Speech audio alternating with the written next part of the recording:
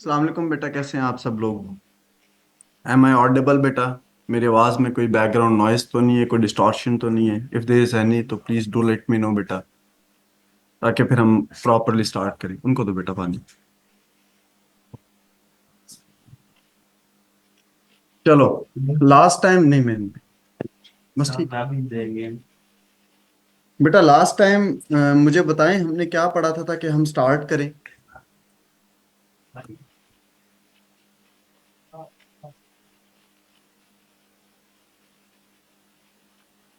Anyone बेटा, कोई भी अनम्यूट करके मुझे बता दे कि हमने क्या पढ़ा था last time please. Sir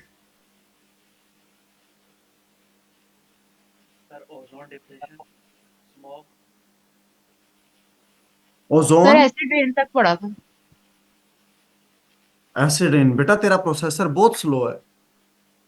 ozone हमने डिप्लीशन। ओजोन डिप्लीशन भी कर लिया था। चल, डन हो गया। चलें बेटा, लेट्स स्टार्ट। आज का जो आप लोगों का टॉपिक है that is again a very much important topic. इसमें हमारा ग्लोबल वार्मिंग, क्लाइमेट चेंज, इसको आज हम स्टार्ट करने की कोशिश करते हैं। तो अरसलान, इसकी ना सबसे पहले आउटलाइन बना ले, जो सबसे ज्यादा जरूरी है और ज्यादातर इसी में इशू आता है। ठीक है, मैं फिर रिपीट कर रहा हूँ। आउटलाइन बना ले इसकी, कि इसकी आउटलाइन कैसी है, क्या इसके अंदर हम चीजें पढ़ने लगे हैं ना। क्योंकि ये टॉपिक है काफी ज्यादा इंपॉर्टेंट, और मैंने पहले भी आप लोगों को बताया था कि बाकी किसी सब्जेक्ट में आप ये टॉपिक नहीं पढ़ेंगे। आप इसी साइंस की क्लास में ही हर सब्जेक्ट का, इसका ग्लोबल वार्मिंग, क्लाइमेट चेंज का एस्पेक्ट पढ़ने की कोशिश करेंगे।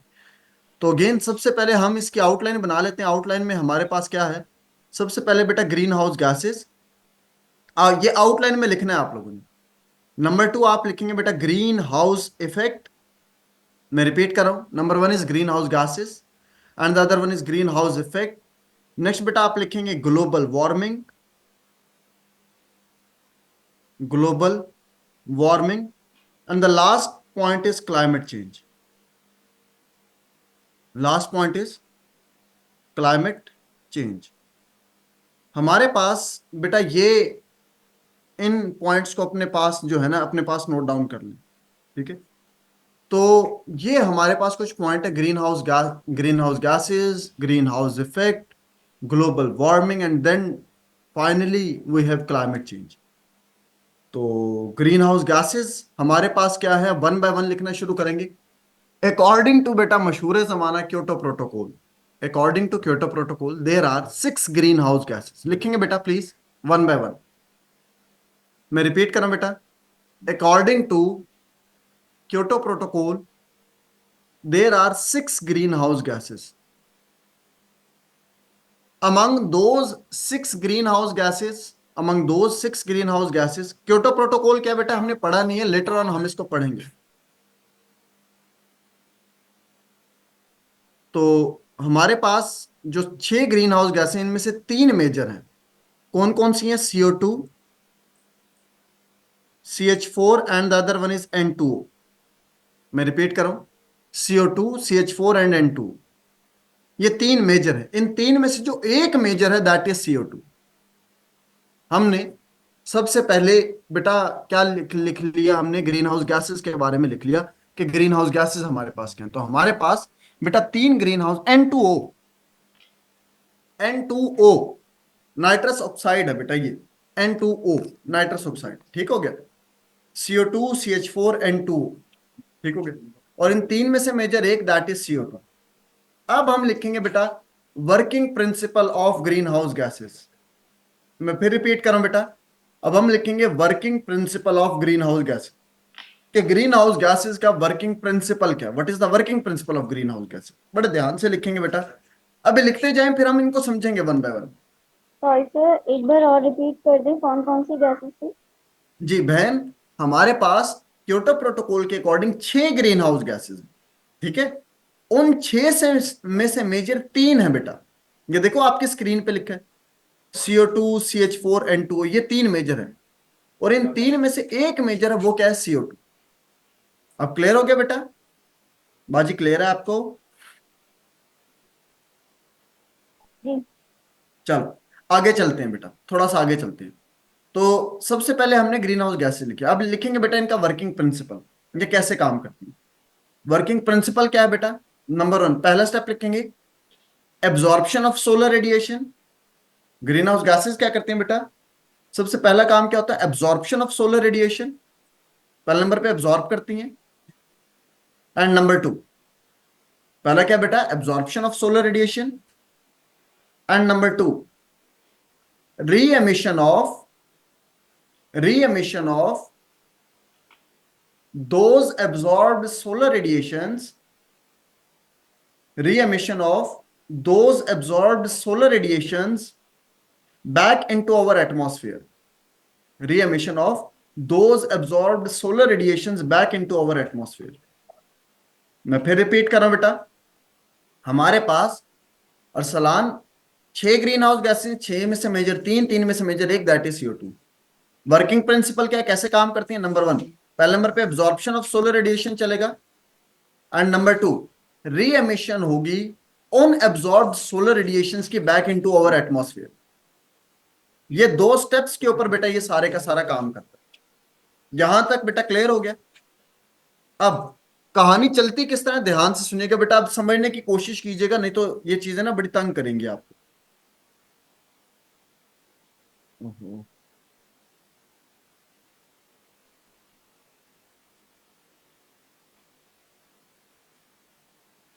अच्छा, ये जी हमारे पास, ये लेट से दिस इज योर अर्थ, ये हमारी अर्थ है, ठीक हो गया? अच्छा जी,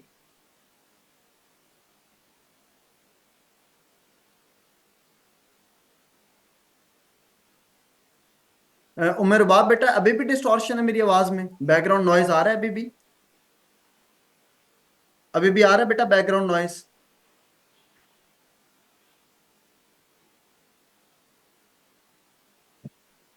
इज इट क्लियर नाउ बेटा? Please do let me know. चलें, हाँ वो थोड़ा इंटरनेट का इशू था बेटा, अब नहीं होगा। ओके। चले, वो जैसे ही आवाज में डिस्टॉर्शन है बेटा मुझे बताते जाइएगा, नहीं तो बेटा वो मसला बन जाएगा, ये टॉपिक समझ नहीं आएगा। अच्छा जी, ये हमारे पास है नेचुरल ग्रीन हाउस इफेक्ट, ये है बेटा ह्यूमन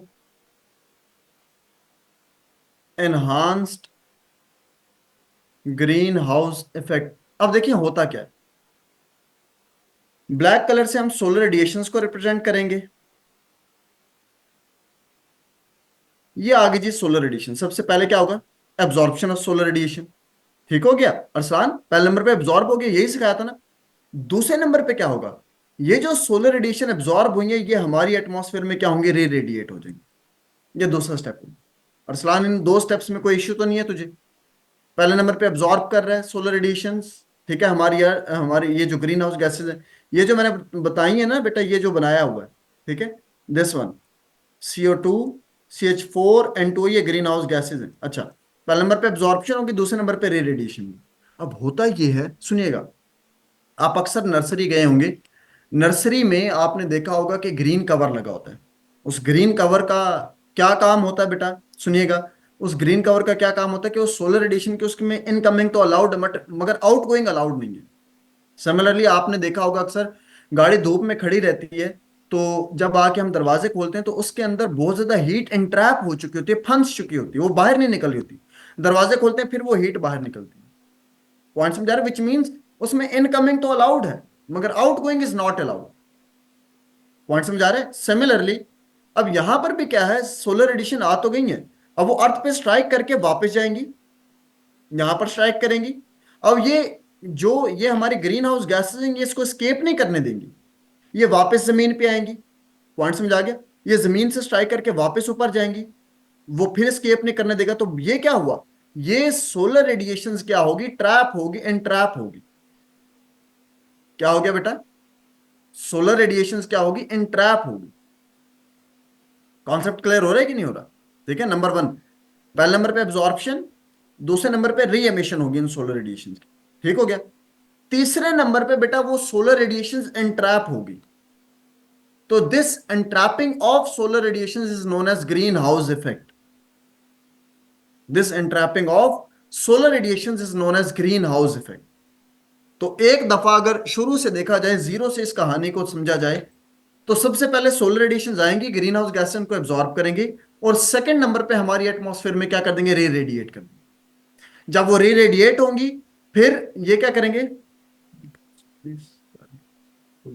ये बेटा हमारा सारे का सारा प्रोसेस जो हो रहा है ज्यादा ट्रोपोस्फेयर में हो रहा है डॉक्टर, बेटा ये सारे का सारा प्रोसेस हमारी ट्रोपोस्फेयर में हो रहा है, ठीक है। तो अब हुआ क्या, सोलर रेडिएशन आई, एब्जॉर्ब हुई, री रेडिएट हुई, उसके बाद इंट्रैप होगी। This entrapping of solar radiation is known as greenhouse effect. This entrapping of solar radiations is known as greenhouse effect. मैं रिपीट करूं बेटा, this entrapping of solar radiations is known as greenhouse effect. अब issue ये है, there are two type of greenhouse effect. एक हमारे पास natural greenhouse effect होता है, एक होता है बेटा human enhanced greenhouse effect. मैं रिपीट कर रहा हूं, एक आपके पास नेचुरल ग्रीन हाउस इफेक्ट होता है और एक ह्यूमन एनहांस्ड होता है, दोनों में फर्क है। अभी हम पढ़ रहे हैं बेटा नेचुरल ग्रीन हाउस इफेक्ट, अभी जो हमारा टॉपिक है वो natural greenhouse effect. Paper में अक्सर क्वेश्चन आता होता है, ध्यान सुनिएगा बेटा, पेपर में अक्सर क्वेश्चन आता होता है। मैं बताता हूं इरम बेटा, थोड़ा आगे चलने दो फिर मैं बताता हूं। बाजी थोड़ा सा सब्र करो, थोड़ा सा आगे चलने दो। अब ध्यान से सुनो, होता क्या है कि अब कहानी चल किस तरह रही है, ध्यान सुनिएगा। अक्सर पेपर में सीएसएस 2016 में जो लास्ट क्वेश्चन था उसका पार्ट ए जो था बेटा, उसमें ये कहा गया था green house effect is a blessing. Green house effect is a blessing comment, ये क्वेश्चन आया था, green house effect is a blessing comment. अब मुझे तो नहीं पता ये क्या मतलब है इसका, ठीक है ना, आप लोगों को समझ आ रहा फॉर द टाइम बीइंग कि इसका मतलब क्या है, ठीक है, ये किस बेसिस के ऊपर कहा जा रहा है। तो बेटा याद रखिएगा, जब भी ब्लेसिंग की बात आए ना, जब भी ब्लेसिंग की बात आए तो ये नेचुरल कहलाता है। बात समझा रही है, नेचुरल ग्रीन हाउस इफेक्ट हमेशा से ब्लेसिंग के तौर पे काम करता है। कैसे करता है वो एक अलग रीजन है। फॉर द टाइमिंग इस चीज को अपने जहन नशीन कर लें कि जो नेचुरल ग्रीन हाउस इफेक्ट है ये एक्चुअली ब्लेसिंग के तौर पे काउंट होता है। कैसे काउंट होता है आप ध्यान से सुनिएगा।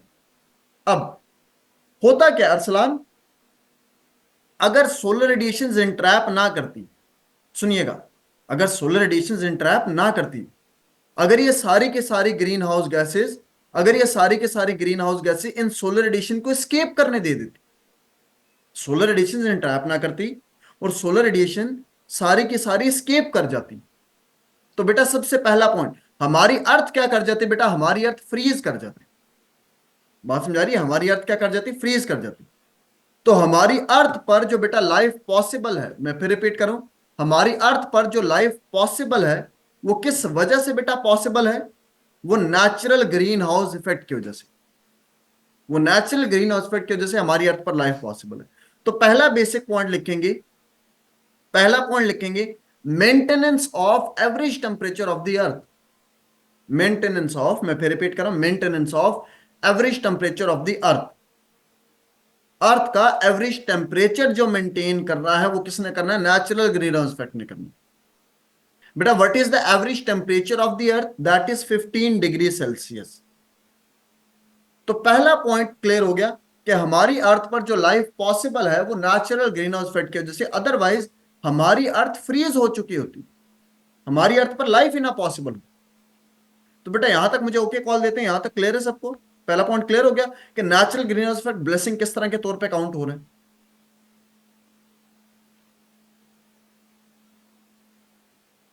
कि ग्रीन हाउस गैसेस दरअसल स्केप नहीं करने दे रही रम बेटा। अब डॉक्टर मरियम बेटा, जब ये ग्रीन हाउस गैसेस स्केप नहीं करने दे रही तभी तो वो इंट्रैपिंग हुई है, इंट्रैपिंग की वजह से जो है ना हमारी अर्थ पर लाइफ पॉसिबल हमें नजर आ रही है। ठीक हो गया, ये पहला पॉइंट हो गया। दूसरा पॉइंट मेरे बाप बेटा, प्लांट्स बॉडी में जो फोटोसिंथेसिस का प्रोसेस होता है, process of photosynthesis in plants जो है वो दरअसल इसी नेचुरल ग्रीन हाउस इफेक्ट की वजह से होता है। जी नसीब। सर मेरी आवाज आ रही है? जी जी, आप ये आपकी आवाज आ रही है। सर मेरा पहला क्वेश्चन यहाँ पर ये है कि ये हीट एनर्जी यहाँ पे ट्रैप कैसे हो जाती है? जब वो स्केप ही नहीं तो करने दे अगर रही ये तो गैसेस एटमॉस्फेयर में इसको ट्रैप, तो सर जब मुझे ये कंप्लीट जी करने दे।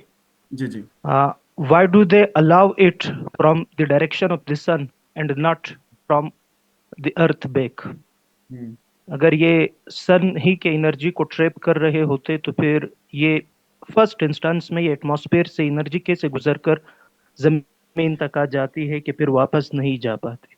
हम्म। कर लिया आपने कंप्लीट, या सर आपको थोड़ा और टाइम दिया जाए please? Yes sir, yes sir, चलें, यस। थैंक यू, बहुत शुक्रिया सर, आपने मुझे अलाउ किया बोलने के लिए।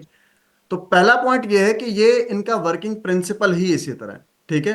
अब आप एक छोटी सी बात सुने, लेट से ये मेरे पास कांच का गिलास है, मैं कहूँ इसमें हीट अलाउ ही नहीं हो रही, हीट पास ही नहीं हो रही, ठीक है। तो ये बिल्कुल इसी तरह बात है कि इनका वर्किंग मैकेनिज्म, इसीलिए वजह से मैंने बताया कि इनका स्टार्टिंग वर्किंग प्रिंसिपल मैंने इस वजह से बताया था कि इन ग्रीन हाउस गैसेज का काम ही है ये कि सोलर रेडिएशन की इनकमिंग अलाउड है मगर आउटगोइंग नहीं अलाउड है, ठीक है। तो इसी वजह से ये जो पहला इनका प्रोसेस है वो बेस ही इसके ऊपर कर रहा है, ठीक है। तो इसमें आज सच कोई प्राइमरली हमारे पास कोई स्पेसिफिक रीजन नहीं है कि ये सोलर रेडिएशंस को, अब इनको ग्रीन, अब पॉइंट ये आता है कि फिर हम ये कहते हैं इनको ग्रीन हाउस गैसेस क्यों कहते हैं। तो इस तरह के क्वेश्चंस तो बहुत ज्यादा मिल जाते हैं, मगर अगेन जो इनका वर्किंग प्रिंसिपल डिफाइन कर दिया गया वो यही डिफाइन किया गया जो मैंने आपको बताया। इसके बैक एंड पे जो रीजन है वो मुझे भी नहीं पता, ठीक है। हम आगे चलते हैं बेटा। जो सेकंड पहला हमारे हमने ये चीज देख लिया कि पहला maintenance of average temperature of the earth that is 15 degree Celsius. Second number पे process of photosynthesis in plants है, ठीक है, वो इसी वजह से हो रहा है। थर्ड नंबर पे जो थर्ड पॉइंट है बेटा वो हमारे पास क्या है, जो हमारा नेचुरल वाटर साइकिल मेंटेन है। हम जो हमारा नेचुरल वाटर साइकिल मेंटेन्ड है, जो हमारा हाइड्रोलॉजिकल साइकिल मेंटेन्ड है, वो इसी वजह से। तो प्राइमरली ये हमारे पास तीन रीजंस हैं, इन तीन रीजंस की वजह से हम क्या कहते हैं कि green house effect is a blessing. ये हमारा क्या कंसिडर किया जाता है, ब्लेसिंग के तौर पे काउंट किया जाता है। जब भी आपसे पेपर में पूछा जाए कि green house effect is a blessing तो आपने ये तीन पॉइंट्स लिखने हैं। बेटा यहां तक किसी का कोई क्वेश्चन? अगर क्लियर तो मुझे चैट बॉक्स में ओके कॉल दें।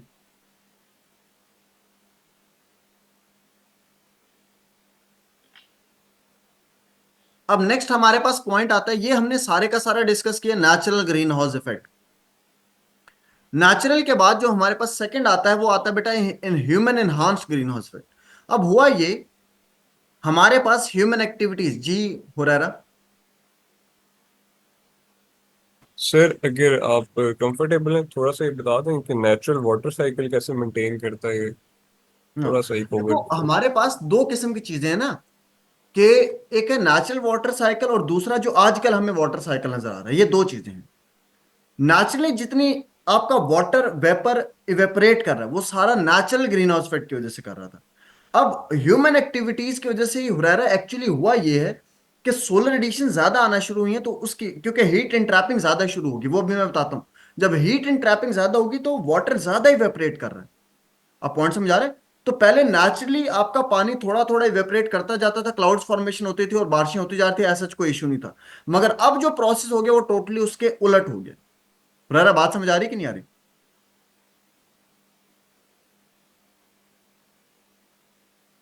चलो हम आगे चलते हैं कि नहीं, इनकी डिटेल लिखनी है बेटा, आपने दो दो लाइनों में इनको एक्सप्लेन भी करना होगा। ऐसा नहीं कि सिर्फ इतना ही रख के छोड़ देना, इसको थोड़ा थोड़ा आपने एक्सप्लेन लाजमन करना होगा। अब नेक्स्ट पॉइंट सुनिएगा। अब हुआ ये कि हुरैरा मैं भी आपके क्वेश्चन का ना आंसर इसको थोड़ा सा बाद में भी इसको थोड़ा एक्सटेंड करूंगा, इसके साथ लिंक करूंगा ताकि आपको और ज्यादा अच्छे समझ आए। अब होता यह है कि जब हमारी ह्यूमन एक्टिविटीज इन्वॉल्व हुई, ह्यूमन एक्टिविटीज हमारी कौन सी है? इंडस्ट्रियलाइजेशन, ठीक है, इंडस्ट्रियलाइजेशन, हमारा internal combustion engine, burning of fossil fuels, deforestation, ये वो रीजंस हैं जो डायरेक्टली और इनडायरेक्टली इससे लिंक्ड है। हुआ ये इन एक्टिविटीज की वजह से, इन एक्टिविटीज की वजह से ग्रीन हाउस गैसेज ज्यादा जनरेट हुई। जब ग्रीन हाउस गैसेज ज्यादा जनरेट हुई तो यहां पर देखें, यहां पर इतनी है ग्रीन हाउस गैसेज, ये इतनी है green house gases. Human activities की वजह से ग्रीन हाउस गैसेज बढ़ गई, इतनी इंक्रीज कर गई। ह्यूमन का वर्ड लिखे ना, ह्यूमन एनहांस। अब जब ग्रीन हाउस गैसेस बढ़ गई तो अब एक दो सुन ले, फिर मैं बाद में लिखवा दूंगा। जब ग्रीन हाउस गैसेस बढ़ गई तो ऑब्वियस सी बात है इनकी कॉन्सेंट्रेशन इंक्रीज हुई है, तो ऑब्वियस सी बात है पहले नंबर पे एब्जॉर्प्शन ऑफ सोलर रेडिएशन ज्यादा होगा। जब एब्जॉर्प्शन ज्यादा होगा, पहला नंबर यही था ना एब्जॉर्प्शन, दूसरा क्या था, री एमिशन भी ज्यादा होगा। पहले नंबर पे एब्जॉर्प्शन ज्यादा होगा, दूसरे नंबर पे री एमिशन भी ज्यादा होगा। जब री एमिशन ज्यादा होगा तो इंट्रैपिंग भी ज्यादा होगी। ये देखें, इंट्रैपिंग ऑफ सोलर रेडिएशन ये भी ज्यादा होगी। जब इंट्रैपिंग ज्यादा होगी तो हमारी एटमॉस्फेयर का एवरेज टेम्परेचर राइज करेगा। हमारी एटमॉस्फेयर का एवरेज टेम्परेचर क्या करेगा, राइज। जब एटमॉस्फेयर का एवरेज टेम्परेचर राइज करेगा तो उससे क्या होगा, melting of polar ice caps and glaciers. Glaciers melt करेंगे। जब ग्लेशियर्स मेल्ट करेंगे तो उससे क्या होगा, सी लेवल आपका राइज करेगा। जब सी लेवल राइज करेगा तो उससे किसके चांसेस होंगे, फ्लड के चांसेस। अब सीक्वेंस समझ आए कि दरअसल हम जो चीज पढ़ रहे हैं वो ह्यूमन एनहांस्ड वाला जो आजकल हम ऑब्जर्व कर रहे हैं बेटा, वो human enhanced greenhouse effect को हम ऑब्जर्व कर रहे हैं। नंबर 1 ठीक हो गया। अब एक दो शुरू से दोबारा सुनिए। जब ग्रीन हाउस गैसें ह्यूमन एक्टिविटीज की वजह से बढ़ गई तो उसका इंपैक्ट क्या है, ह्यूमन एक्टिविटीज की वजह से ग्रीन हाउस गैसेस बढ़ गई तो उसका इंपैक्ट क्या है कि एब्जॉर्प्शन ज्यादा हुई। जितनी एब्जॉर्प्शन ज्यादा होगी उतनी री एमिशन ज्यादा होगी। जितनी री एमिशन ज्यादा होगी उतनी इंट्रैपिंग ज्यादा होगी। जितनी इंट्रैपिंग ज्यादा होगी उतना एवरेज टेम्परेचर राइज करेगा। जितना एवरेज टेम्परेचर राइज करेगा उतना melting of polar ice caps and glaciers होगा। जितना melting of polar ice caps and glaciers होगा उतना सी लेवल राइज करेगा। जितना सी लेवल राइज करेगा बेटा उतने चांसेस होंगे किसके, फ्लडिंग के। तो आजकल जो हम देख रहे हैं बेटा वो ये human enhanced greenhouse effect जो है ये हम ऑब्जर्व कर रहे हैं। बेटा बात समझ आइए आप सब लोगों को, प्लीज ऑल ऑफ यू। फिर मैं इसको लिखवा दूं ताकि आप लोगों को, फिर हम इसको लिंक करेंगे ना अभी इसके साथ तो फिर आसान हो जाएगा हमारे पास। चले अब लिखेंगे बेटा, इसका एक फ्लो चार्ट बनाएंगे। जब भी ग्लोबल वार्मिंग क्लाइमेट चेंज का क्वेश्चन है बेटा ये फ्लो चार्ट लाजमी बनेगा।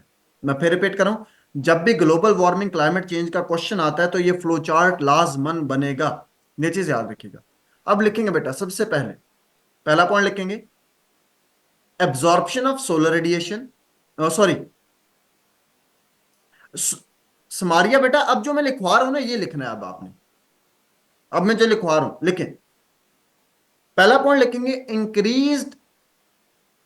Increase in concentration of greenhouse gases because of human activities.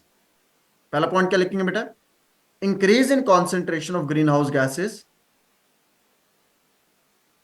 Increase in concentration of greenhouse gases because of human activities. Increase in concentration of greenhouse gases because of human. अब मुझे बताएं, green house gases बढ़ गई, green house gases के बढ़ने की वजह से क्या होगा, सेकंड पॉइंट क्या होगा, सेकंड पॉइंट लिखेंगे more absorption of solar radiation. Second point क्या लिखेंगे बेटा, more absorption of solar radiation, more absorption of solar radiation, ये सेकंड पॉइंट आएगा। ठीक है, नंबर 3 थर्ड पॉइंट लिखेंगे बेटा, पहले नंबर पे ग्रीन हाउस गैसेस ज्यादा कराई फिर उनको एब्जॉर्ब ज्यादा करा दिया। तीसरे नंबर पे क्या होगा, मोर री एमिशन। थर्ड पॉइंट क्या होगा, मोर री एमिशन, री एमिशन ज्यादा होगी ना, मोर री emission.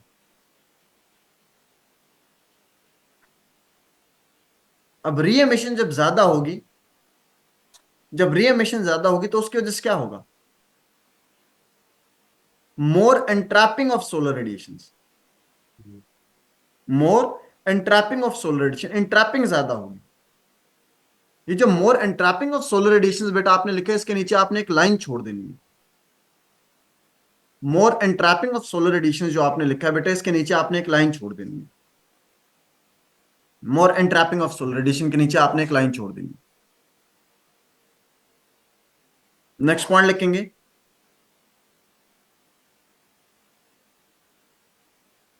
rise in average temperature of the earth, rise in average temperature of the earth, rise in average temperature of the earth, rise in average temperature of the earth। Average temperature rise करके इसके नीचे फिर एक line छोड़ देंगे। जब average temperature rise करेगा तो उसका इंपैक्ट क्या आएगा, नेक्स्ट पॉइंट लिखेंगे melting of polar ice caps and glaciers, melting of polar ice caps and glaciers, melting of polar ice caps and glaciers। जब melting of polar ice caps and glaciers होगा उससे क्या होगा? Rise in sea level. Next लिखेंगे बेटा, rise in sea level. जब सी level rise करेगा तो उसका फाइनल इंपैक्ट क्या आएगा बेटा? फाइनल इंपैक्ट क्या आएगा बेटा? फ्लडिंग। फाइनल इंपैक्ट क्या आएगा? फ्लडिंग इसका इंपैक्ट आएगा। बेटा ये सबने ड्रॉ कर लिए, ये सबने बना बना लिए, ताकि फिर मैं इसको अब लेबल करवा दूं। प्लीज बेटा ऑल ऑफ यू सबने ड्रॉ कर लिए?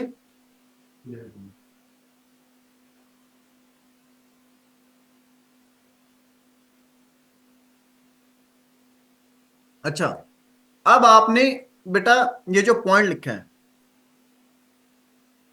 बेटा, ये human enhance green house effect के इंपैक्ट नहीं है, ये ह्यूमन एक्टिविटीज की वजह से ये पूरे का पूरा मैंने एक फ्लो चार्ट बनाया कि जो शुरू पॉइंट से लेकर एंड पॉइंट तक लिंक करेगा। थोड़ा मुझे आगे पढ़ने दे, थोड़ा आगे पढ़ाने दे, फिर आपको समझ आएगा।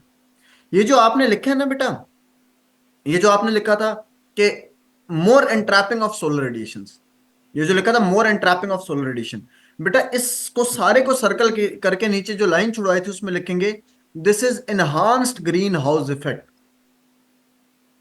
This is what? This is enhanced greenhouse effect. ये एनहांस्ड ग्रीन हाउस इफेक्ट है। This is enhanced greenhouse effect. उससे नीचे लिखेंगे, उससे नीचे क्या लिखा था? Rise in average temperature. ये ना साहब ब्रैकेट में लिख लो, इससे फर्क नहीं पड़ता। वो जो आपने लिखा था राइज इन एवरेज टेम्परेचर लिखा था ना, उस राइज इन एवरेज टेम्परेचर के नीचे आप लिखेंगे कि this is global warming. This is what? This is global warming. Finally जो लास्ट में आपने पॉइंट लिखा है जिसके वजह से सारे इश्यूज क्रिएट हो रहे हैं, ठीक है, जो इश्यूज आजकल हमें नजर आते हैं, जैसे एक इशू है फ्लडिंग का, तो बेटा वो क्या कहलाएगा? Climate change. वो क्या कहलाएगा? उसको सर्कल डाल के लिखें, क्लाइमेट चेंज। उसको क्या लिखें? Climate change. बेटा सबने नोटिस कर लिए, ये लिख लिए। तो हमारे पास एक सीक्वेंस बनता है, अब ध्यान सुनिएगा। एक सीक्वेंस बनता है कि सबसे पहले आएंगे green house gases. Greenhouse gases की वजह से बनता है एनहांस ग्रीन हाउस इफेक्ट। उसकी वजह से क्या आता है? Global warming. और उसकी वजह से क्या आता है? क्लाइमेट चेंज आता है। अब एग्जैक्टली बेटा रेन डिले होना, रेन एक्सेसिव होना, ये सारी चीजें अभी मैं बताऊंगा, ठीक है? ओके, रेन डिले होना, एक्सेसिव रेन होना, ये सारा इसी वजह से, ठीक है? अब मैं बताता हूं।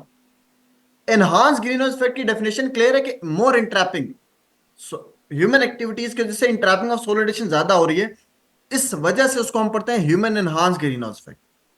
उसकी वजह से उसको हम क्या पढ़ते हैं? Human enhanced greenhouse effect पढ़ते हैं। राइज इन एवरेज टेम्परेचर जो है वो ग्लोबल वार्मिंग है। अब इश्यू सबसे बड़ा ये है बेटा कि स्टूडेंट्स को ना ग्लोबल वार्मिंग और क्लाइमेट चेंज के दरमियान ना डेफिनेशन का फर्क ही नहीं पता होता कि क्लाइमेट चेंज क्या है और ग्लोबल वार्मिंग क्या है। ग्लोबल वार्मिंग तो मैं बता चुका हूं, क्लाइमेट चेंज हमारे पास क्या है? अकॉर्डिंग टू यूनाइटेड नेशंस लिखेंगे बेटा, अब मैं क्लाइमेट चेंज के बारे में बता रहा हूं। This is climate change according to United Nations ने हमें कुछ पैरामीटर्स बताए हैं।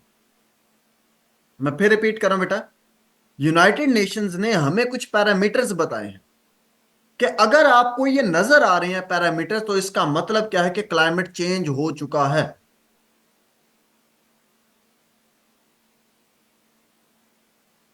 क्या पैरामीटर्स हैं? वन बाय वन लिख लेते हैं भाई, वन बाय वन लिख लेते हैं। नंबर वन लिखते जाएगा। अब ये क्लाइमेट चेंज को यूनाइटेड नेशंस बता रहा है।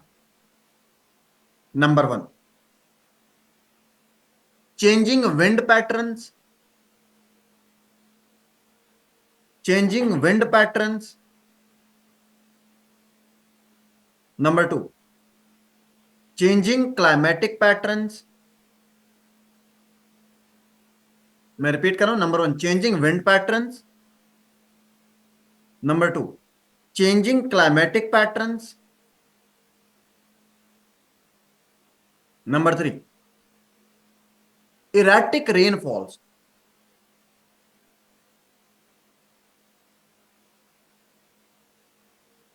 इरेटिक अगर वर्ड नहीं समझ आ रहा तो इंटरमिटेंट लिख लें, नहीं समझ आ रहा तो अनइवन लिख लें। नीलम बेटा ये जो आप पूछी थी कि रेन डिले है या स्कैरसिटी ऑफ वाटर है या रेन है, तो वो क्या है, तो वो यही है, अनइवन रेनफॉल्स। क्या है बेटा, अनइवन रेनफॉल्स। नेक्स्ट लिखेंगे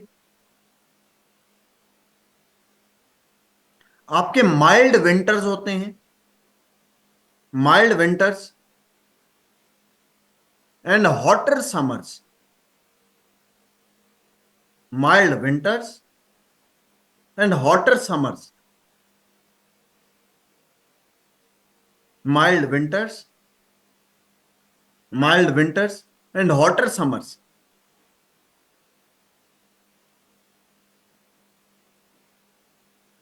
पॉइंट समझ आ रहा है कि नहीं आ रहा बेटा?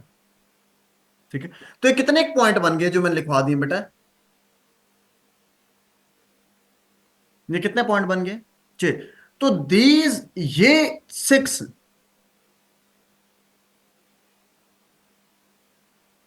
ठीक है मिकाइल, मैं बताता हूं मिकाइल ग्लोबल वार्मिंग क्या है।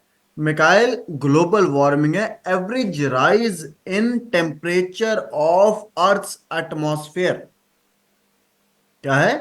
Average rise in temperature of earth atmosphere. Earth की एटमॉस्फेयर का जो एवरेज टेम्परेचर राइज करेगा उसको आप क्या पढ़ते हो? Global warming.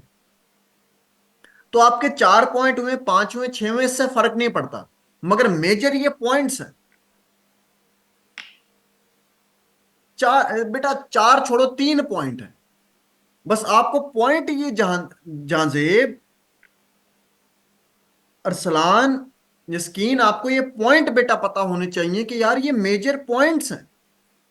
जब भी हमें ये चीजें नजर आएंगी, ये मैनिफेस्टेशन है क्लाइमेट चेंज की। आप देखिए कभी बारिशें होती ही नहीं है, और जब होना शुरू होती है तो फ्लड हो जाता है, फ्लडिंग की सिचुएशन हो जाती है।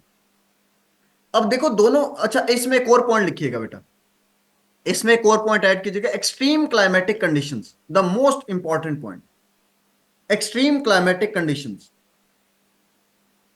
Extreme climatic conditions.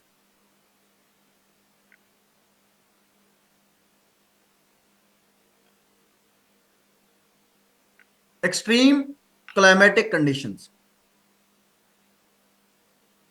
तो अब ये वो पॉइंट्स हैं बेटो, प्लीज बेटा ऑल ऑफ यू, ये वो पॉइंट्स हैं जब भी हमें इनमें कोई एक पॉइंट भी नजर आएगा हम कहेंगे जी ग्लोबल वार्मिंग क्लाइमेट चेंज हो गया।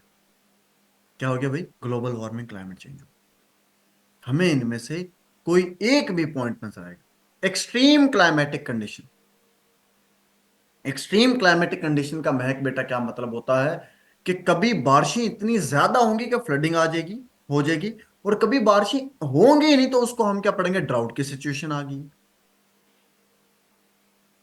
तो ये सारा जो चीजें हैं ना, ये कंबाइन करके क्या बना रही है, फिर हमें ये क्लाइमेट चेंज की तरफ लेकर जा रही है, या हमें नजर आ रहा है कि क्लाइमेट चेंज हो। ठीक है, तो एक चीज अभी आपको क्लियर हो जानी चाहिए, और वो ये है कि सबसे पहले हमारे पास आती है बेटा ग्रीन हाउस गैसेज। उन ग्रीन हाउस गैसेज के बढ़ने की वजह से आता है greenhouse effect, enhanced greenhouse effect आता है। उसकी वजह से क्या आता है? Global warming. और उसकी वजह से क्या आता है? Climate change.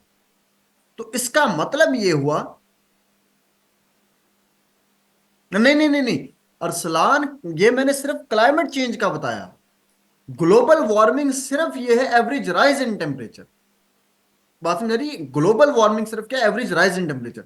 टेम्परेचर राइज करके वो ग्लोबल वार्मिंग, अब उसका जो इंपैक्ट आएगा वो क्लाइमेट चेंज। तो ये एक किस्म का कॉज एंड इफेक्ट रिलेशन है, अगर ध्यान से समझा जाए तो हमें तो पहले ये क्लियर होना चाहिए कि enhance green house effect, global warming और क्लाइमेट चेंज के दरमियान फर्क क्या है। तो एक आएगा तो दूसरा लाजमी आएगा। एग्जैक्टली मैकाइल, बहुत अच्छे, अब आप पॉइंट पर पहुंचे हो कि दरअसल global warming is a cause, climate change is a effect.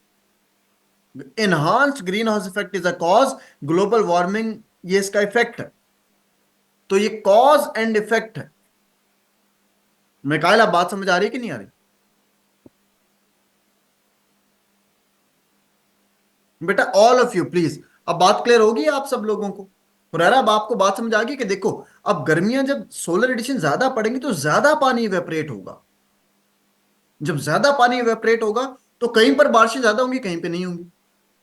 तो पहले नॉर्मली आपका वाटर साइकिल मेंटेन था, जो नॉर्मली वाटर साइकिल मेंटेन था वो इसकी वजह से मेंटेन। एग्जैक्टली, बहुत अच्छे बेटा। अब ये कहानी लुब्बे लुबाब आ गया इसका। चले, आप लोग इस तरह करें बेटा। हाँ, मेहरान। चले बेटा, आप इस तरह करें, 7:21 पे हम क्लास स्टार्ट करेंगे दोबारा। 7:21 तक आप नमाज ब्रेक कर लें, फिर हम स्टार्ट करते हैं।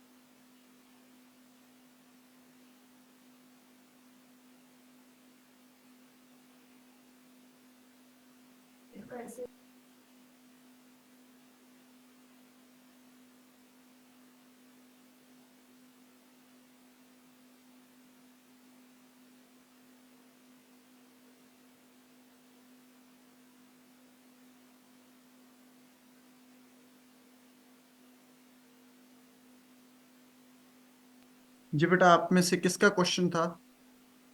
प्लीज। जी बेटा, आपका क्या क्वेश्चन है? सर वो आपने कहा था ना कि फास्ट से एक क्वेश्चन टेम्परेचर वैल्यूएशन के लिए भेजा करें, तो सर बेटा मेरी आपकी बात आवाज नहीं आ रही, आवाज नहीं आ रही बेटा बिल्कुल भी। सर अब आ रही है? बेटा बिल्कुल हल्की आ रही, खैर बोले आप।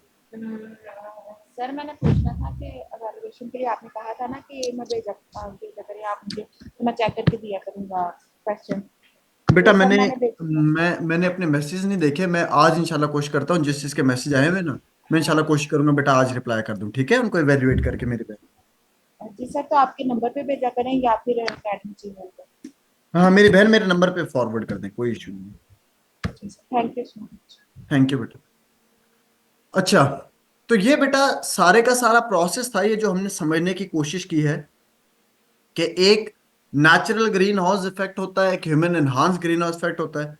जो नेचुरल ग्रीन हाउस इफेक्ट है वो हमारे पास नेचुरल वे में काम करता है, वो एक किस्म का ब्लेसिंग के तौर पे काउंट किया जाता है। वेराज जो human enhanced greenhouse effect है बेटा, वो हमेशा नेगेटिव कॉनोटेशन में काम करता है, ठीक है। ऑल्दो इसकी भी सनी साइड है, वो हम बाद में डिस्कस करेंगे, मगर फिलहाल आपको ये चीज बिल्कुल क्लियर होनी चाहिए कि दरअसल ये कॉज एंड इफेक्ट रिलेशन है, कि ग्रीन हाउस गैसेस कॉज है, ग्रीन हाउस इफेक्ट उसका इफेक्ट है। ग्रीन हाउस इफेक्ट फिर कॉज बन जाता है, ग्लोबल वार्मिंग इफेक्ट बन जाता है, ग्लोबल वार्मिंग कॉज बन जाता है, क्लाइमेट चेंज उसका इफेक्ट बन जाता है। तो this is actually cause and effect relation जो इस तरह चलता जा रहा है। अब ये सारे का सारा जितना भी हमने अच्छे से पढ़ा है, ठीक है, ये बहुत अच्छा किया डॉक्टर बेटा, ये बहुत अच्छा किया। ये अगर तू इस तरह लिखती रहे ना मेरी बहन, क्या ही बात है, ठीक है। ये सबसे बेस्ट, मतलब एक ये होता है ना कि चीजों को बिल्कुल कंसाइज कर देना, ये वो बात। तो अब बेटा नेक्स्ट हमारा जो टॉपिक आता है इसी में अभी हमारा global warming climate change complete नहीं हुआ, ध्यान सुनिएगा। इसमें ना एक टॉपिक आपके सिलेबस में मेंशन नहीं है, मगर अक्सर फिर भी पेपर में अपीयर हो जाता है। टॉपिक का नाम है बेटा फोटोसिंथेसिस एंड ट्रांसपायरेशन।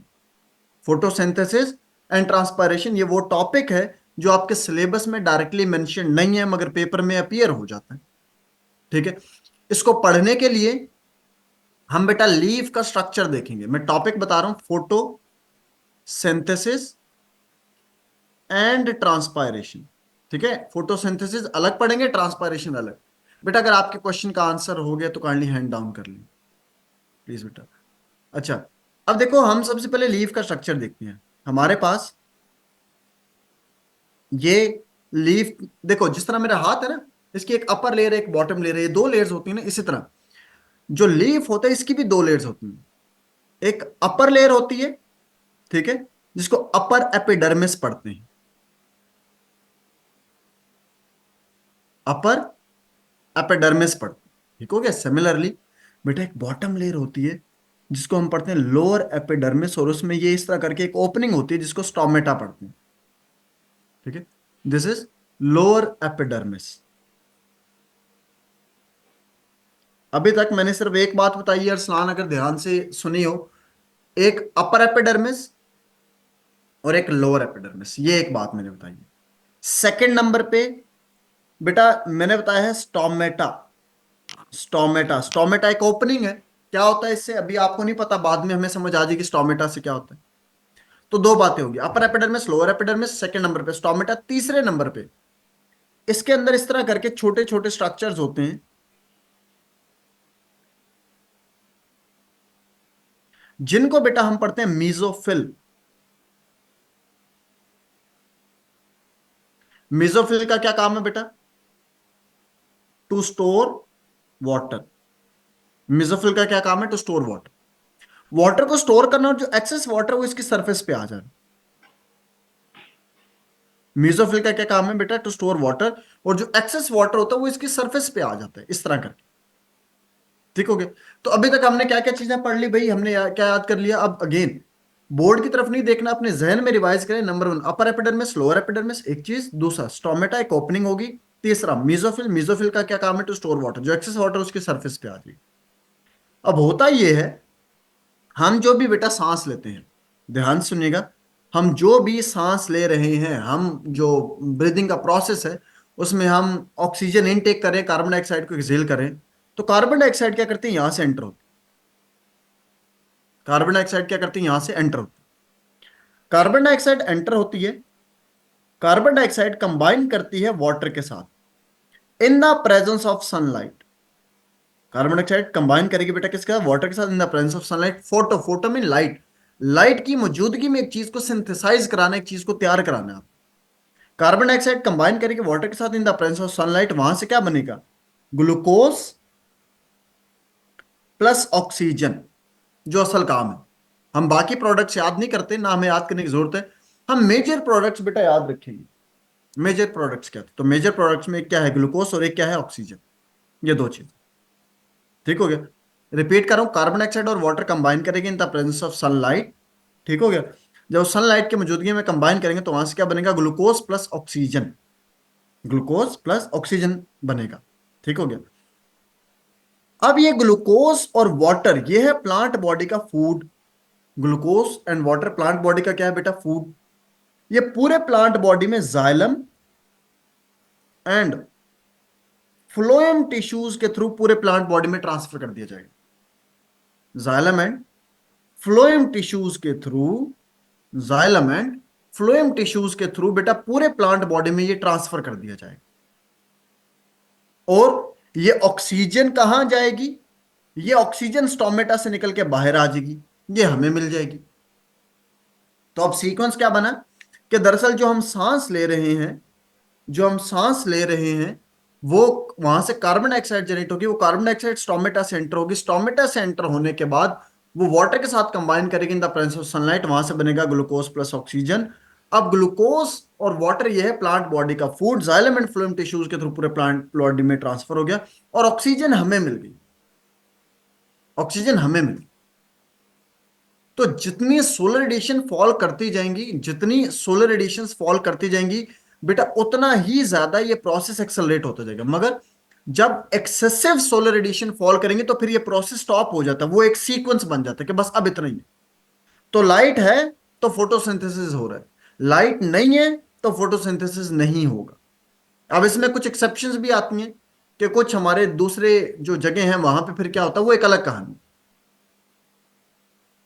यहां तक बेटा प्लीज चैट बॉक्स में मुझे ओके कॉल देते हैं, यहां तक क्लियर है सबको?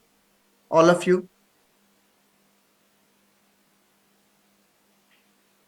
अब सदफ, हम लिंक करेंगे मिकाइल, अभी मैं सिर्फ पढ़ा रहा हूं, समझ रहे हो? अभी मैंने अभी लिंक करना है मेरी जान इसको। मिकाइल बात समझ आ रही है? अभी मैंने ना इसको सिंपल रखा है। अभी जब मैं इसको ग्रीन हाउस गैसेस, अभी ये green house gases, global warming, climate change, ये खत्म नहीं हुआ, इसको अभी जाना है उस पर वापस हमने, ठीक है। अब बात ये आती है, बात ये आती है, ये जो एक्सेस वाटर है इसको भी तो बाहर निकालना है।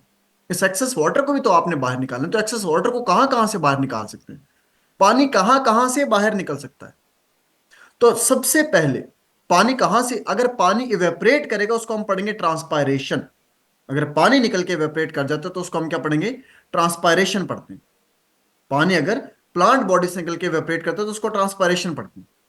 अब ध्यान सुनो, अगर पानी निकल के स्टोमेटा से इवेपरेट हो जाए, अगर पानी निकल के स्टोमेटा से निकल के पानी इवेपरेट कर जाए, अगर पानी स्टोमेटा से निकल के इवेपरेट कर जाए तो इसको हम क्या पढ़ेंगे? Stomatal transpiration. क्या पढ़ेंगे बेटा इसको? Stomatal transpiration. फिर रिपीट करो मिकाइल में कि अगर पानी स्टोमेटा से निकल के हुरैरा इवेपरेट कर जाता है तो इसको हम पढ़ेंगे स्टोमेटल ट्रांसपायरेशन।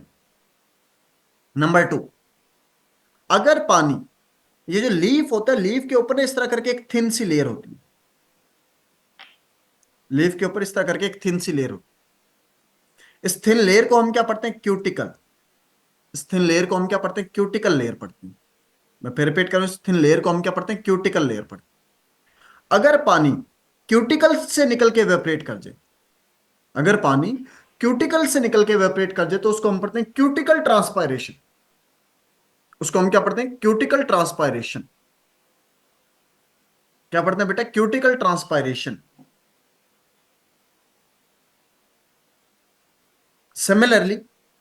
सिमिलरली तीसरी जगह जहां से पानी निकल के इवेपोरेट कर सकता है, अगर प्लांट बॉडी की जो स्टेम होती है बेटा, जो प्लांट बॉडी की स्टेम है, जो उसके ऊपर कवरिंग होती है, आप कभी उसको रिमूव कीजिएगा। रिमूव करने के बाद ना आपको इस तरह करके ब्लैक डॉट्स नजर आएंगे उस पे, इस तरह करके ना ब्लैक डॉट्स नजर आएंगे। इन ब्लैक डॉट्स को हम पढ़ते हैं लेंटिसल।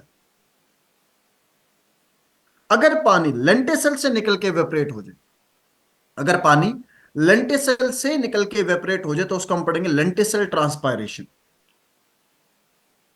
उसको हम क्या पढ़ेंगे बेटा? लेंटिसल ट्रांसपायरेशन। तो देखो, पहले पानी को हम लेकर आए, अब पानी को जो एक्सेस है उसको इवेपोरेट करा दो। तो हमने तीन जगहों से पानी को इवेपोरेट कराया, या तो स्टोमेटा से निकल के इवेपोरेट करवा दो, या क्यूटिकल लेयर से निकाल के इवेपोरेट करवा दो, या लेंटिसल से इवेपोरेट करवा दो। तो इन तीनों जगहों से जब पानी इवेपोरेट कर जाएगा उसको हम पढ़ेंगे ट्रांसपायरेशन।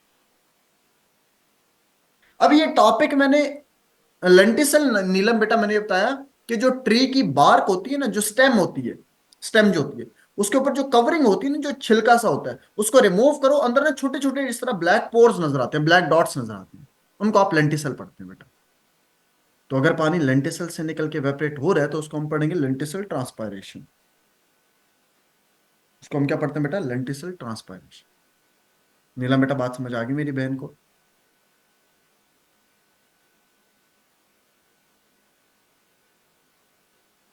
चलो, अब ना मैकाइल का क्वेश्चन आता है कि भाईजान बात चल रही थी ग्लोबल वार्मिंग क्लाइमेट चेंज की, ऑल ऑफ ए सडन आपने 180 डिग्री का शिफ्ट मार के ये टॉपिक बीच में ले क्यों लेकर आए हैं जी? वजह क्या है?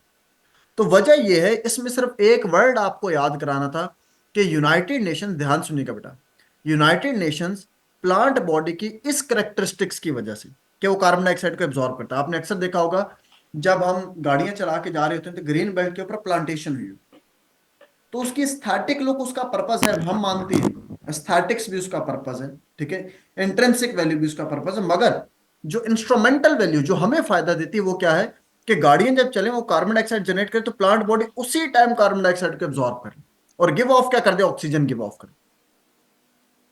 क्या कर दें? ऑक्सीजन गिव ऑफ कर। इस वजह से प्लांट बॉडीज का एक नाम रखा गया है, यूनाइटेड नेशंस प्लांट बॉडी को एक सेपरेट नाम से पुकारता है बेटा। वो क्या नाम है? उस नाम को अपने पास नोट डाउन कर लें। वो नाम मैंने याद कराने के लिए आपको इतनी लंबी राम कथा सुनाई है। वो नाम क्या है बेटा? कार्बन, पहला नाम carbon sequestration devices. Carbon sequestration devices, these are carbon sequestration devices, number one. Number two, दूसरा नाम क्या है? These are natural carbon sinks.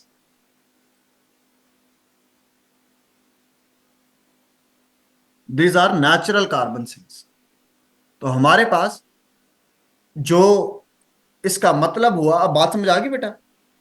अब आपको आई होप क्लियर हो गया होगा कि प्लांट बॉडीज को, मिकाइल अब लिंक हो रहा है ना, प्लांट बॉडीज को हम पढ़ते हैं कार्बन सिक्वेस्ट्रेशन डिवाइसेस या नेचुरल कार्बन सिंक्स। तो ये दरअसल हमारे ग्लोबल वार्मिंग क्लाइमेट चेंज को खत्म करने के लिए बड़ा इंपॉर्टेंट रोल प्ले करते हैं, ठीक है। तो अब लिंक हो रहे हैं green house global warming climate change, अभी और भी लिंक करना है हमें।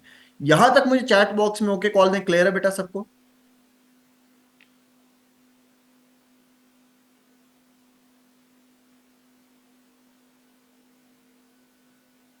जी बेटा, क्या क्वेश्चन है आपका?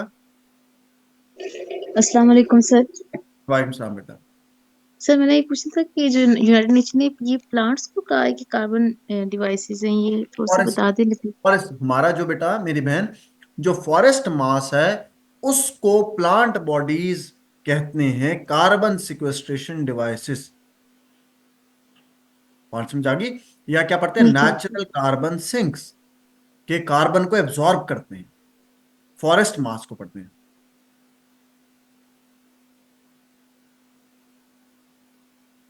ठीक है। तो ये आपका अगेन सेपरेट टॉपिक नहीं कंसिडर किया जाएगा पेपर में। मिकाइल, ये सेपरेटली भी पूछा जाता है, मैं फिर रिपीट कर देता हूं मिकाइल, पेपर में सेपरेटली भी पूछा जाएगा और आप इसको लिंक भी करोगे green house gases, global warming, climate change के साथ। जी अरसलान, बिल्कुल बिल्कुल अरसलान।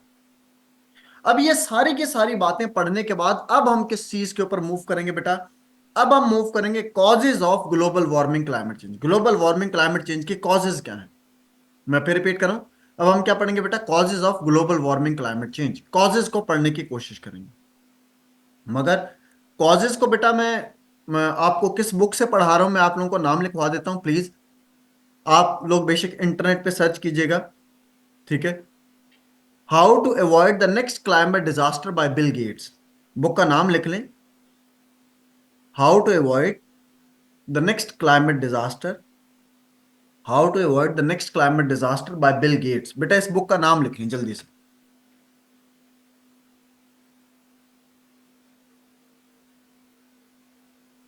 हम इस बुक से बेटा कॉजेज पढ़ रहे हैं। अब जितना भी मैं सारी की सारी चीजें लिखवाऊंगा वो सारी की सारी इस बुक से होंगी। जैसे मैं दूसरी बुक के ऊपर शिफ्ट करूंगा फिर मैं आपको साथ ही दरमियान में बता दूं, ठीक है। सबसे पहले तो ये चीज समझ आनी चाहिए कि हम एनुअली ग्रीन हाउस गैसेस कितने जनरेट कर रहे हैं। अगर पूरी दुनिया में देखा जाए कि एक पूरी दुनिया में ग्रीन हाउस गैसेस टोटल कितनी जनरेट होती है, एनुअली देखा जाए एक साल में सालाना ग्रीन हाउस गैसेस कितनी जनरेट होती है। तो बेटा जब ये बुक लिखी गई थी, सुन ले आप, जब ये बुक लिखी गई थी उस टाइम जनरेट हो रही थी 51 बिलियन टन। जब ये बुक लिखी गई थी उस टाइम कितनी थी? तकरीबन 2020 के एंड पे, 2019-20 के एंड पे ये बुक लिखी गई थी, तो उस time 51 billion ton green house gases generate हो रही। आज अगर आप सर्च करते हैं तो वो है 53 बिलियन टन। पूरी दुनिया से, पूरी दुनिया से जो ग्रीन हाउस गैसेज जनरेट हो रही हैं। सबसे पहले तो आपको ये पता होना चाहिए कि ग्रीन हाउस गैसेज जनरेट कितनी हो रही हैं, वो हमने देख लिया 51 या 53। अब आप इनमें से कोई सा भी स्टैट यूज कर लें, आपको कोई फर्क नहीं पड़ेगा, ठीक है, इसमें कोई मसला नहीं है। अब हम ये देखते हैं बेटा कि इस इशू की सिविरिटी क्या है, सिविरिटी ऑफ द इशू।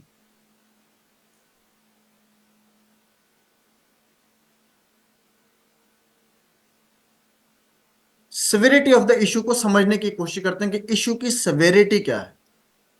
क्या ये इशू वाकई इतना ज्यादा वो स्वेर है? बेटा एक सेकंड दीजिएगा।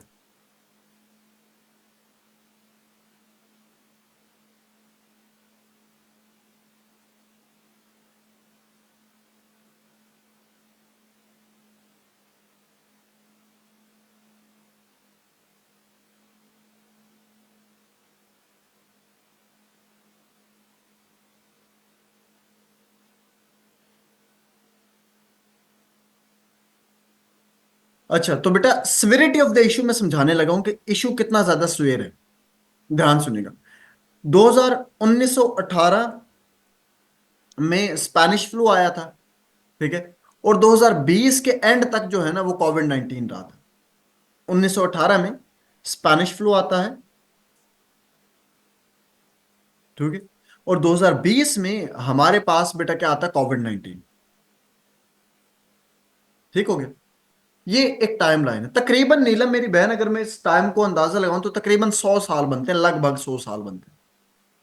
इस टाइम फ्रेम में ये देखा गया, इस टाइम फ्रेम में ये देखा गया कि 10,000 लोगों में से, 10,000 लोगों में से जो 14 लोगों की डेथ हो रही थी। बेटा अगेन मैं नहीं कह रहा, ये बुक कह रही है। 10,000 लोगों में से जो 14 लोगों की डेथ हो रही थी, बेटा वो किसकी वजह से हो रही थी? वो स्पेनिश फ्लू या कोविड-19 की वजह से हो रही थी। कितने लोगों के? 14 लोगों की डेथ। 10,000 में से फ्रॉम एवरी 10,000 पीपल जो 14 पीपल थे उनकी जो डेथ थी वो उसकी ये कॉज थी। ठीक हो गया। अब आपने कोरोना वायरस के टाइम पे देखा कि दुनिया सारी की सारी कैसे लॉकडाउन में गई। मुझे बताओ ये देखा कि नहीं देखा आप लोगों ने? आपने देखा था कि पूरी की पूरी दुनिया का जो इंजन था वो शट डाउन कर गया था एक किस्म का। ठीक हो गया। अब इट हैज बिन प्रिडिक्टेड कि अगर ग्लोबल वार्मिंग क्लाइमेट चेंज को आप कंट्रोल नहीं करते, ग्लोबल वार्मिंग क्लाइमेट चेंज को आप कंट्रोल नहीं करते, तो bye the end of bye the end of 2100, मैं फिर रिपीट करता हूं बेटा, मैंने ये कहा कि 1918 में स्पेनिश फ्लू आया मरियम बेटा, और 2020 में कोविड-19 आया, तकरीबन 100 साल का टाइम पीरियड बनता है। इस 100 साल के टाइम पीरियड में अगर देखा जाए तो 14 डेथ्स हो रही थी पर 10,000 पीपल। किसकी वजह से? इसकी वजह से, स्पेनिश फ्लू और कोविड-19 की वजह से। ठीक है, अब मैं इसको क्लाइमेट चेंज के साथ कंपेयर करने लगा हूं कि अगर इस इशू को कर्टेल ना किया गया और ये इशू इसी तरह चलता रहा, ये इस इशू को अगर कर्टेल ना किया गया, इस इशू को ना रोका गया और ये इशू इसी तरह चलता रहा, तो bye the end of 2100 24 deaths होंगी पर 10,000 पीपल। 14 डेथ्स के ऊपर ना आपने हालात देख लिए थे कोविड-19 में, क्या हालात हो गए। तो जब 24 डेथ्स हो रही होंगी तो फिर तो दुनिया कहां की कहां निकलेगी। अब बात समझ आई बेटा? तो जब भी स्टार्ट करें एक ऐसी चीज उसको प्रोवाइड करें कि वो पढ़ते ही उसको लगे कि हाँ यार इसको तो वो है, नॉलेज बड़ा स्ट्रांग है इसका। मुझे बताओ, 2 पॉइंट्स क्लियर होगी। मैंने पहला पॉइंट बताया ग्रीन हाउस गैसेस का, दूसरा सिविरिटी ऑफ द हुरैरा। क्लियर है? अरसलान आपको क्लियर है? मिकाइल, नीलम, मरियम,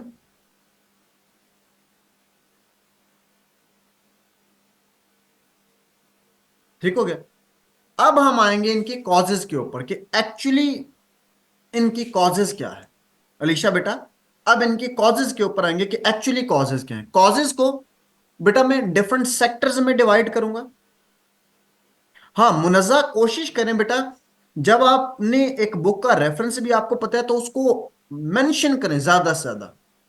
समझ आ रही है? ताकि सर उसको काइंडली पता चले कि आपने बुक पढ़ी हुई है बेटा। Sir kindly severity of issue तो ये रिपीट कर दें सर, ये सिग्नल का मसला था। सर मैंने ये बताया severity of the issue, global warming climate change के बारे में बता रहा हूँ कि इतना ज्यादा इशू सिवियर किस तरह है। तो देखें, 1918 में स्पेनिश फ्लू आया था और 2020 में कोविड-19 आया था। उस टाइम पर अगर देखा जाए तो 14 डेथ्स हो रही थी पर 10,000 पीपल। किसकी वजह से? इन दोनों की वजह से। और ग्लोबल इसमें हमने कोविड-19 में हमने देखा पूरी दुनिया लॉकडाउन में चली गई थी। मगर यहीं पर इसको अगर देखा जाए कि इट हैज बिन प्रिडिक्टेड कि ग्लोबल वार्मिंग क्लाइमेट चेंज को हमने रोका ना तो bye the end of 2100 24 deaths होंगी पर 10,000 पीपल। किसकी वजह से? Because of climate change, global warming climate change की वजह से इतनी डेथ्स होंगी। ठीक हो गया? अब हमारे पास अब आ जाते हैं थैंक बेटा you sir, causes. Thank you. चलें, कॉजेज सर अब हम डिस्कस करने लगे हैं। कॉजेज को मैं सेक्टर वाइज एक्सप्लेन करूंगा, आप ध्यान सुनते जाइएगा। सबसे पहली कॉज है, जो सबसे बड़ी कॉज है, वो है कंस्ट्रक्शन सेक्टर।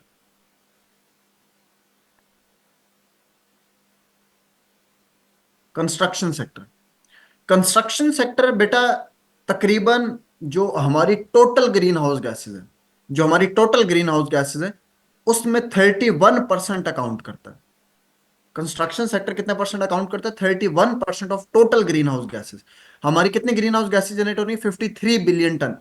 उसका 31% कहां से आ रहा है? कंस्ट्रक्शन सेक्टर से आ रहा है। अब कंस्ट्रक्शन सेक्टर के अंदर हमारे पास क्या क्या चीजें आती हैं? हमारे पास आता है बेटा सीमेंट, हमारे पास आता है बेटा स्टील, और हमारे पास क्या आ जाता है? कंक्रीट। जी बेटा, ये बुक से ही कॉज है। अब सारी के सारे डिस्कशन मैं बुक से कर रहा हूं। जब जैसे मैं बुक से बाहर निकलूंगा मैं एक और बुक पे शिफ्ट करूंगा, फिर मैं बता दूंगा। अच्छा, कंस्ट्रक्शन सेक्टर में बेटा ये तीन चीजें हमारे पास मेजरली आती हैं। चौथी एक और भी चीज है प्लास्टिक्स, उसको हम डिस्कस नहीं करते क्योंकि वो थोड़ा मुश्किल बन जाएगा। तो क्लाइमेट हो गया, स्टील हो गया, सीमेंट हो गया, स्टील हो गया, कंक्रीट हो गया। इनकी वजह से कैसे जो है 31% अकाउंट करता है। अब ध्यान सुनिएगा, हमारे पास जो सीमेंट एंड कंक्रीट है, सीमेंट की अगर बात की जाए, सीमेंट को डॉक्टर फरियाल बेटा बात सुनिएगा, नसीर सीमेंट को प्रिपेयर करने के लिए आपको 1700 डिग्री सेल्सियस टेम्परेचर रिक्वायर्ड। नीलम बेटा, सीमेंट को प्रिपेयर करने के लिए कितना टेम्परेचर तुझे रिक्वायर है बेटा? 1700 डिग्री सेल्सियस। अब इतना ज्यादा टेम्परेचर कहां से लेकर आओगे बेटा? इतने ज्यादा टेम्परेचर के लिए फिर हम क्या करते हैं? फॉसिल फ्यूल्स की बर्निंग करते हैं। और फॉसिल फ्यूल्स के अंदर क्या होता है बेटा? एलिमेंट ऑफ कार्बन होता है, कार्बन का एलिमेंट होता है उनमें, इनका कार्बन का एलिमेंट होता है फॉसिल फ्यूल्स में। फॉसिल फ्यूल में कार्बन का एलिमेंट होता है, और जब आप इसको बर्न करोगे तो वहां से क्या जनरेट होगी? COX। और COX क्या है? COX is a major green house gas. अब बात समझ आ गई। जब ग्रीन हाउस गैसेज बढ़ेंगी तो क्या आएगा, अब शुरू से याद करो, ग्रीन हाउस गैसेज आएंगे तो क्या आएगा, एनहांस्ड ग्रीन हाउस इफेक्ट आएगा। जब एनहांस्ड ग्रीन हाउस इफेक्ट आएगा तो क्या आएगा, ग्लोबल वार्मिंग आएगी। जब ग्लोबल वार्मिंग आएगी तो क्या आ जाएगा, क्लाइमेट चेंज आ जाएगा। बात समझ आ रही है, सीक्वेंस समझ आया कि नहीं आया? तो सीमेंट एंड कंक्रीट ऐसे टेक पार्ट कर रहे हैं किस में बेटा, global warming climate change. Cement and concrete जो ये हमारा है सेक्टर है, कंस्ट्रक्शन सेक्टर में। अब इसमें अगर मैं केस स्टडी आपको दूं, अगर मैं आपको केस स्टडी आपको प्रोवाइड करूं सीमेंट एंड कंक्रीट में, ठीक है, तो तकरीबन लास्ट 100 ईयर्स का अगर डेटा लिया जाए, मैं लास्ट 100 ईयर्स का डेटा बता रहा हूं अब आपको, लास्ट 100 ईयर्स का अगर डेटा लिया जाए तो यूएसए ने 100 सालों में, यूएसए ने 100 सालों में तकरीबन तकरीबन 4 बिलियन टन जो है ना, 4 बिलियन टन कंक्रीट तैयार किया। लास्ट 100 ईयर्स में अगर यूएसए की बात की जाए तो यूएसए ने लास्ट 100 ईयर्स में 4 बिलियन टन जो है ना कंक्रीट प्रिपेयर किया। मेहरान का क्वेश्चन ये आता है कि ठीक है अगर प्रिपेयर कर लिए, तो मुझे तो नहीं समझ आ रही कि 4 बिलियन टन प्रिपेयर कर लिए तो इसका इम्पैक्ट क्या है, मुझे कोई इसके अगेंस्ट भी तो कोई चीज दो ना। तो 100 सालों में यूएस ने इतना किया। चाइना ने, अब सुनिएगा बेटा, चाइना ने 2001 से लेके 2016 के दरमियान, सिर्फ इतने से टाइम पीरियड में, 2001 से 2016 के दरमियान इतने टाइम पीरियड में तकरीबन 26 बिलियन टन, 26 बिलियन टन से कंक्रीट तैयार किए। अब कंपैरिजन कर लो खुद ही, आप लोग इतने पढ़े लिखे हो, तो आप कंक्रीट तैयार करने के लिए ऑब्वियस सी बात है, कंक्रीट अगर तैयार हो रही है तो हमें तो टेम्परेचर तो चाहिए है ना। टेम्परेचर कितना चाहिए, 1700 डिग्री सेल्सियस। तो टेम्परेचर कहां से आएगा फिर आप फॉसिल फ्यूल्स को बर्न करोगे। जब फॉसिल फ्यूल्स की बर्निंग हो गई तो मुझे फिर वही बात बताओ, उनके अंदर तो एलिमेंट ऑफ कार्बन है, उससे क्या होगा, सीओएक्स, सीओएक्स से क्या होगा, एनहांस ग्रीन हाउस इफेक्ट, उससे क्या आएगा, ग्लोबल वार्मिंग, उससे क्या आएगा, क्लाइमेट चेंज। मुझे बताओ सीमेंट एंड कंक्रीट क्लियर हो गया ताकि मैं आगे चलूं। सेकंड आता है बेटा स्टील। स्टील में एक चीज याद रखिएगा, अगर हम 1 टन स्टील प्रिपेयर कर रहे हैं,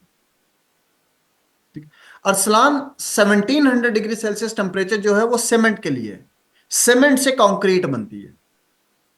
बात समझ आ रही है, सीमेंट होगा तो कंक्रीट बनेगी ना, कंक्रीट अदरवाइज नहीं बन सकती। अच्छा, अगर 1 टन स्टील आप प्रिपेयर करते हैं, कितना, 1 टन अगर आप स्टील प्रिपेयर कर रहे हैं तो उसमें approximately 2 ton carbon dioxide generate होती है। 1 टन स्टील प्रिपेयर करने में, मैं फिर रिपीट कर रहा हूं, 1 टन स्टील प्रिपेयर करने में, 2 टन कार्बन डाइऑक्साइड जनरेट हो। मैं फिर रिपीट कर रहा हूं, 1 टन स्टील प्रिपेयर करने में तकरीबन approximately 2 ton carbon dioxide generate होती है, ठीक है। एंड इट इज प्रिडिक्टेड कि बाय द एंड ऑफ 2050, अब ये केस स्टडी दे रहा हूं, by the end of 2050 USA और चाइना इन दोनों की, मैं फिर रिपीट कर रहा हूं, by the end of 2050 USA और चाइना की जो एक्सपेक्टेड स्टील प्रोडक्शन है, that would be around 3 billion ton. ये स्टील प्रोडक्शन है। अब 1 टन के लिए 2 टन था, तो 3 बिलियन टन के लिए तकरीबन जो कार्बन डाइऑक्साइड जनरेट होगी वो 6 billion ton carbon dioxide generate. हमारी टोटल कितनी, 53 में से 6 बिलियन टन तो सिर्फ स्टील लेके जा रहा है। कंपैरिजन समझ आ रहा है आप लोगों? तो बेटा इस तरह कंस्ट्रक्शन सेक्टर तकरीबन 31% कंट्रीब्यूट कर, ठीक है। तो यूएसए और चाइना की जो कंबाइंड स्टील प्रोडक्शन है बाय द एंड ऑफ 2050 वो कितनी है, 3 बिलियन टन। अब ये स्टील प्रोडक्शन, तो इसके अगेंस्ट कार्बन डाइऑक्साइड की जो प्रोडक्शन होगी that would be around 6 billion ton. वो कितनी हो जाएगी, 6 बिलियन टन हो जाएगी ना, वो तो 6 बिलियन टन हो जाएगी। बेटा यहां तक प्लीज क्लियर है सबको, पहला पॉइंट क्लियर हो गया। सेकंड, जो सेकंड सेक्टर है हमारे पास, दैट इज इलेक्ट्रिसिटी सेक्टर। जो सेकंड सेक्टर है बेटा वो हमारे पास क्या है, इलेक्ट्रिसिटी सेक्टर। दुनिया की, नहीं मिकाइल आपको याद करने पड़ेंगे, ये चीजें आपको याद करनी पड़ेंगी मुनज़्ज़ा बेटा, ताकि आप पेपर में ना अपने आप को बाकियों से डिफरेंशिएट कर सको। अदरवाइज तकरीबन कंटेंट तो सबका सेम होता है ना, इस वजह से आपको थोड़ा सा इसके ऊपर काम करना पड़ेगा, ठीक है। इसके बाद सेकंड आ जाता है इलेक्ट्रिसिटी सेक्टर। इलेक्ट्रिसिटी सेक्टर को देखा जाए तो तकरीबन इलेक्ट्रिसिटी सेक्टर बेटा 27% ऑफ आपकी ग्लोबल जो एमिशंस है, ग्लोबल एमिशंस का 27% कहां से जनरेट होता है, इलेक्ट्रिसिटी सेक्टर से होता है। वहां से अभी थोड़ी देर पहले कंस्ट्रक्शन सेक्टर से आपने देखा 30, तकरीबन आपका 31 था, और इलेक्ट्रिसिटी से कितना है 27। अब इसके रिगार्डिंग क्या एक्सप्लेनेशन है, दुनिया की जो 2/3 बेटा, बिल गेट्स अपनी बुक में फरमाते हैं कि दुनिया की जो 2/3 इलेक्ट्रिसिटी है वो आपकी किससे बनती है, फॉसिल फ्यूल से बनती है। 2/3 का मतलब ये हुआ कि 66.67, ठीक है। 2/3 मतलब 3 में से जो सेकंड। जी निमिषा बेटा। सर ये जो आप क्वांटिटी लिखवा रहे हैं, ये आपकी बुक जो है उसके अंदर मेंशन है ये सारी?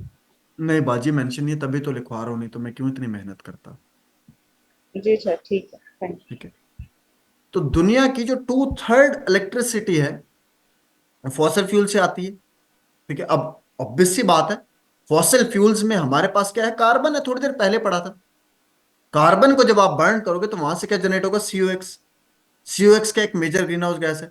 जब ग्रीन हाउस गैस बढ़ेंगे तो इनहांस ग्रीन हाउस इफेक्ट बढ़ेगा, इनहांस ग्रीन हाउस इफेक्ट बढ़ेगा तो ग्लोबल वार्मिंग, ग्लोबल वार्मिंग से क्लाइमेट चेंज। अब इसमें अगर केस स्टडी आपको बताऊं तो 2000 से लेके 2018 के दरमियान, 2000 से लेके 2018 के दरमियान चाइना ने अपनी कोल डिपेंडेंसी वो 3 टाइम्स इंक्रीज की। चाइना ने अपनी कोल डिपेंडेंसी 3 टाइम्स इंक्रीज की। इसका मतलब है पहले जितनी वो ग्रीन हाउस गैसेस जनरेट कर रहा था उससे अब ज्यादा जनरेट हो। बात समझ आ रही है बेटा, पहले जितनी ग्रीन हाउस गैसेस जनरेट हो रही थी वो उससे ज्यादा जनरेट हो रही। बेटा यहां तक क्लियर है सबको? ऑल ऑफ यू प्लीज बेटा चैट बॉक्स में जो के कॉल दें।